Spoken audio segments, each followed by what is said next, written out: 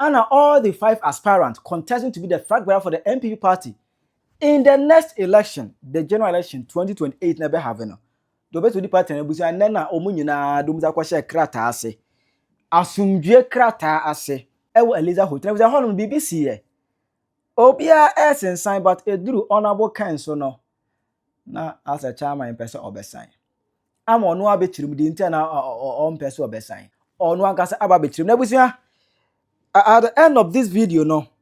Me kan sin bi a kyerem pipi mpanimfo ani die kwan so ene obuo kwan so.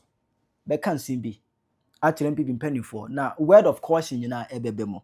Aha Penyah block media. Me so say ani die mo. Obe like video no ada ma put subscribe button sambe click notification icon for latest update na be kyerɛ wa adwen de ama me e wo comments expense oba so a no say for so anya bi ahwe.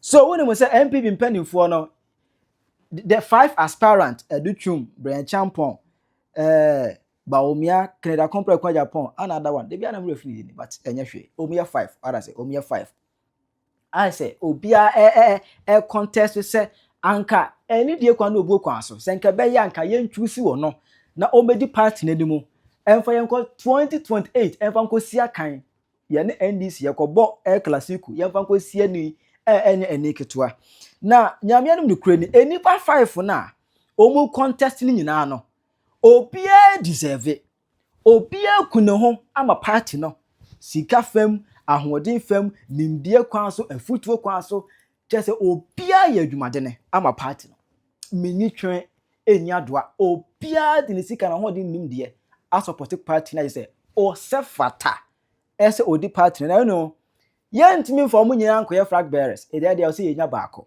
edi party nya nsem no wayi enkofukuo bia omu na koto aba ebeyi flag bearer penyini maye ebe ne be party nim omu any delegate enti no eye delegate ena be hia to aba ayese ye the date na ba say 31st January 2020 aka na awotwe memende be na awotwe ena empanifo no ko hia koto sa aba no nana ehun be hia se ne se de ohwe se de na obia campaign esi ya as obia ye campaign ege kan niema se delegate ekoto manua obetimi aye edi aboa party na ayese eno ena be kire ninim die mu no ene obetima ba ya ma Ghana na se ene be the manifesto ene be ko 2028 election mu as omu campaign mu ya na attacks bebe na abamu other say attacks abamu we ko hia ha na wo toma we ko piem ha na wo toma ni we na we toma ni we je say o ma ye bia ama na ino hu be hia say mpanifo timi eye bibi e put them calling them to order eti mpanifo kwa adwen benkum ya say ne ene na ye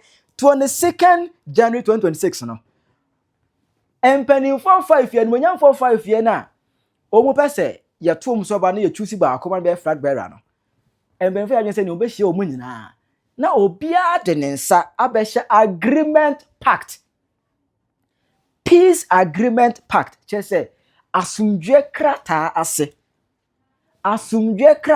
krata ebedi adanse ese mini pass mesi meji tumupi ese krata we me de mensa e hye ase said be ya 31st January 2026 se empanifo aya pa wo mu se omu nkoto aba enkoyi opanyin no so omu koyi obi a dipo mbe ni bia no mini pass mesi misom ene buzo ngo hye Eliza Hotel na omukodi se adwa se ene no na eho ye krabehwe the all boss adudi na na show boy na oho no mo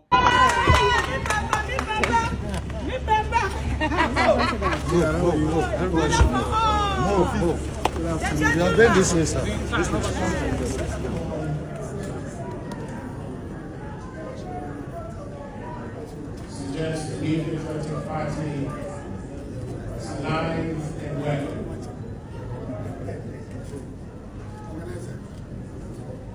See the smiles on the faces of the people His Excellency is greeting. Tells you Ghana BCC. Ghana BCC. Ghana BCC. Welcome, Your Excellency, former President of our Republic.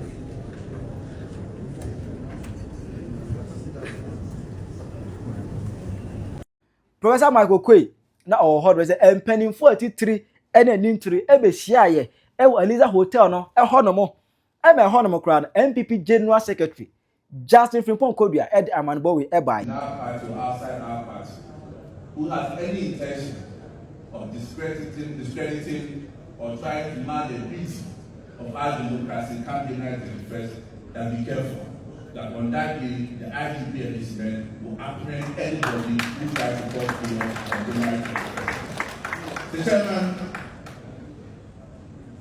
I cannot take my seat by also making this important comment to our aspirants. Please, all of you should understand that none of you alone, even when you win, can do as you do. And therefore, you need the support of your brothers to be able to win the elections in 2028. And therefore, let us not see that this is just a fair contest. This is a contest of just how to show that have the support in the past. Whether you have the support or not, when you win the January 31st, you still need our brothers to carry on for us to win the election in 2028. And I can assure you that as administrator of the party, every support that we need to give to our aspirants, and even after the election, the process of reconciliation to bring everybody on board, you can trust us that we are fully prepared and ready to support you to make sure that we rally ourselves together to fight for the victory in 2022. Thank you very much. Emmanuel Chidewun said the state IGP on the Ghana police for him being penny for no more honomo. I want to the ensemi to Ghana for no any penny for show no any said the ya. Omo word of course say Obianko for tax Emma ho Obianko body pie bia me basa there be. The caution is that we will not entertain any parasecurity at the police station. We have heard a lot, social media and others. And sometimes some of the leaders of the party have forwarded some voices to me to let me know that some group of individuals are planning to deploy macho men. Please, we are cautioning that the police are more macho than the macho men you deploy. And that when it comes to the stage, that these macho men will not take advice from the caution that is given them. And they come to the police station and then we arrest them. I'm pleading. Nobody should call me.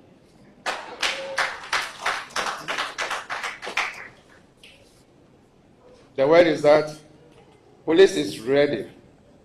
And so we are giving you all the assurance that we'll do our work peacefully and then we'll contribute heavily to make sure that at the end of the day, the one you want to be the presidential candidate who you want to let the person stand for the NPP party will come out victoriously under a peaceful security arrangement.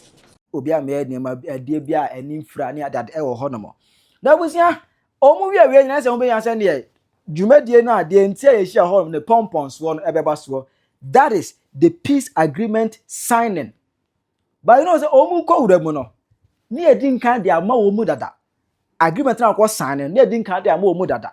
E obia te wo no obia e redeem enim niema ewo mu. But eba say ye signing no obia enya issue bia obia de ni je e sign ne de je so ho manima na obia ansere cause agreement pact obia sans obia ma serious face obia ma dim face but ye normal mo ye de ya mo de won se asha ye what ya say the musu do so the musu moja o the musu de be yo what we care to know no say won sa e sha ye ye mfa ho opekura mu na si ase enya ya se ye man kura o do say sha ase obia san na hu say honorable Ken ase what ho you want to say what's only adwa as only antine ma say paper ni mo like antine ma say only antine ma say enti mi say deck 3 state Ghana ono na owo house hold mo bi okọ ho no mo bi yes na owo ho on Ghana Times mo na Daily View mo na omo inside home bi as omo taking program na live na me so post video bi no wa try say I won't sign, I need more clarification. I was like next what tag is a sima credit aka and posted this particular video.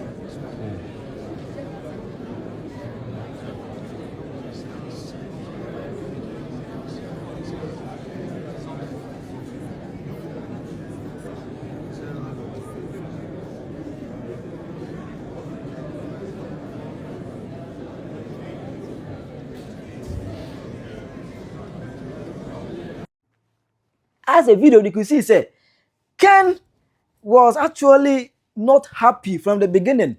I said, one TBB say on your okay near the day, and when the demon and the posture, any facial expression, one mile, yes, and I do, there be, Master, oh, you could have one sign, any other. I'm over there, honorable Ken, and then they see what really happened. And now one person best sign, and as now one person best sign, and as a Debbie, I didn't see ye. And we'll pure didn't chill way by.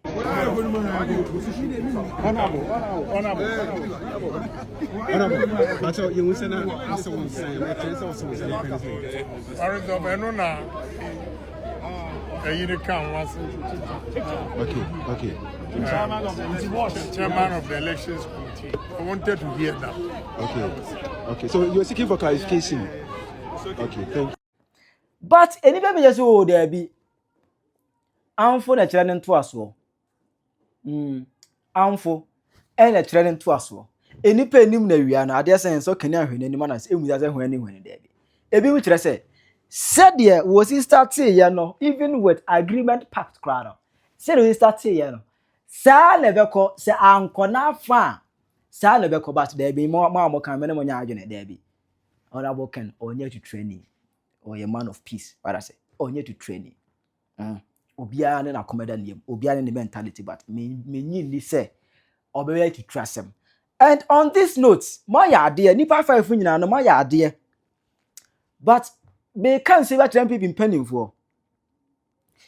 With all due respect, and that mama nipa 5 no obiara de nsa ahye peaceful agreement pact no ase. Bravo.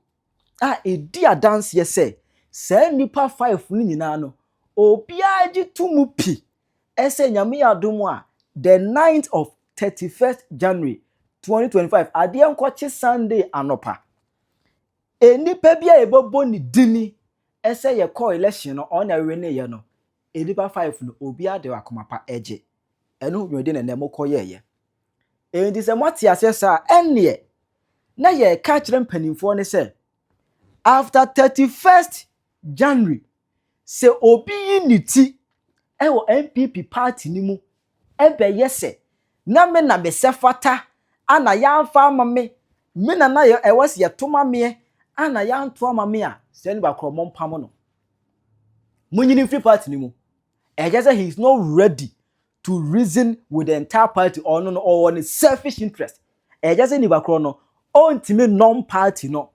He is not ready to serve the party, but or no, or your pessimim kumunya or your selfish man. Munyini frimu. Yen pense munu bi atibim. Yen pe ense munu bi abim. Because at this point, we are busy reforming and restructuring the party. Yen pe any moment biya. Obi baba no nibre fu obi baba yese. Now was 7 men near me. I was the most deserving candidate 5 no. Obi anu oba ne mama so light. Obi anye Superman. Muntie ni ye. Obi anu we Superman. Ye ni well deserving. Obi anye well deserving. Obi anye superior to the other. Everybody is well deserving. Obi nye superhuman. Enga say, me na what say Ghana for frame no. Ghana for free obi a. Ghana for twefun free obi a. Delegate enebe decide. And this all be ya. From ene ekosi next week Saturday na yekoto aba no about for the bibire edema bibire ne wom obi any delegate ebedim koma me pamacha mo ntuma me accepted enye election Reagan obi ebetua ene ewa wasemwa obi betua ahye omumfunum fine o de onu mu ntam asem but so kotua mo mudi next o man to am so emeye dede yesra odi eni ho emeye dede emeye dede mesrew emeye dede utua na yang ni hobi emeye dede akonya tofia ya pere ya enibre wom obi ko fa nduro so obi tua sika obi so de kasa etinema miensan we you can do all this opa akonnuro so ko cham delegate no montoma ye ni problem opa fa osika wura mu u believe so osika fa sika wura mu no montoma ye ni problem u believe say o ideas u nyansa you can convince people eni wo mun kasa po ma cha onu mun fa omontoma se nema miensan we so u ko cham wo mu u dis ke wuram opo ma cha onu atoa ma you have these 3 things to do So when you went man you be am yan to amount. Na say at the end of the day, ube you wuti. And I was the well deserving, massa. Obajin what. I am telling you people. They see a trouble, yeah, Makwame be CB. Who believe say we borrow party ni so a, wo so the party na te wo ho neko ya bremo. So who believe Bawumia Agyapong, Champong, Edutrum, and the other person. Nipa 5 no. Who believe we was so the party be and pay free mo party. Ko. Alanka square wo party ni mu ya etiase. Oji hu dis was so the party na. Free mu neko. Ma 31st meduru na yakona wa anya. Na wo be ye masa. Media no so ka beti wasun. We don't do respect. And then pennyfo no say yakotu wie na obi betena internet ne so say we NPP ni high profile person in NPP. Say we parties communicator or betena or grant any interview. Ekwa kase na we say the pass semesi ena ka wonya mon sanction ba ko we foolish man. So the moment obi be kase na we say nka nipa we na nya we stupid man. He can't defend flagbra na yachusu no ehọ na munyi mo pam ni free party ni mo man letter mo won fa ne kwase mfiri mu nko mo ntie ne yie say me say ye ko 1st January na obi bayi ni ti ai media to media na nka nipa se deserve master nipa ko we foolish man mo serve letter no free party ni nko because the moment awaka say na nka we say nipa se deserve na e tre say campaign time de ya to ma no onye campaign ma no e je say onye campaign ma ni bakro eni die kwanso ye mpese beti se ana medi misika aboa because me wan say mu flyer bi aba Champong ka se NPP MPs no na ye woni pa 60 bi a month bi a na otuo bi aka 20,000 or say was start to from 2021 sa be see say NPP ye to abom lusu ye say for the past 4 solid years this man Champong has been paying 60 MPs 20,000 cedis every month. Who was we on ya ba kan wasem later. MP ono no tia konwa mu a wo ye MP on to fuel on to land bill enter water bill. O man ni hwe free sa tam sika kase etu an ka bosome no. Na wo o sa man 20,000 bosumi bi anti nipa 60 every month umo bi 20,000. That 20,000 no. Grassroots bi o ba bia here omo propro bi hia obi pa just 5,000 dia ye adwuma MP onu dis kakese dis kema no ye mpese beti se do mabo party ni ho ka na me no san ka me deserve ye mpese beti bi eni die kwan so na Champong nsem we no ye ba be kan wasem later I will come and address it say MP for no dis ka na no ho to no na omu na wasa dis mu dis ka pi wo mo so na del omo te ase no mo to aba no they are just suffering. They are suffering. I will come to address that. Chirajo mame e comment section. I Penyah Block Media. Akra.